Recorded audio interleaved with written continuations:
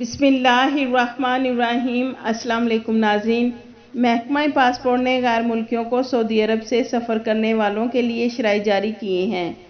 ناظرین، سعودی عرب میں محکمہ پاسپورٹ نے سعودی عرب سے باہر جانے کے خواہش مند مقیم غیر ملکیوں کے لیے سفر کی 4 شرائط مقرر کی ہیں۔ عکاظ اخبار کے مطابق محکمہ پاسپورٹ کا کہنا ہے کہ جو غیر ملکی سعودیہ سے سفر کرنا چاہتے ہیں انہیں ان 4 شرائط پر عمل کرنا ہوگا۔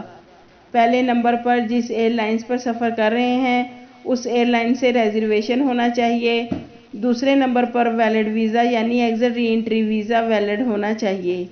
ناظرین، تیسرا یہ کہ مؤثر پاسپورٹ یعنی کہ ویلڈ پاسپورٹ ہونا چاہیے۔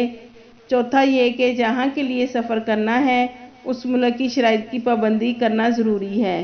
محکمہ پاسپورٹ نے بیان میں کہا ہے کہ ایسے ممالک جہاں سے آمد پر پابندی نہیں ہے وہاں سے سعودی عرب پہنچنے والے تمام افراد کو ہوٹل کوارنٹائن کی پابندی کرنا ہوگی۔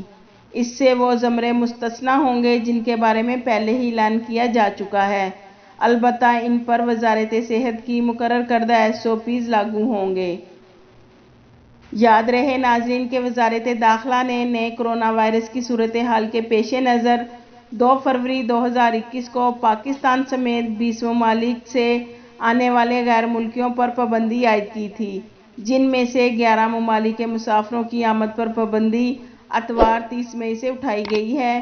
اب صرف 13 ممالک سے مسافروں کے سعودی عرب آنے پر پابندی برقرار ہے۔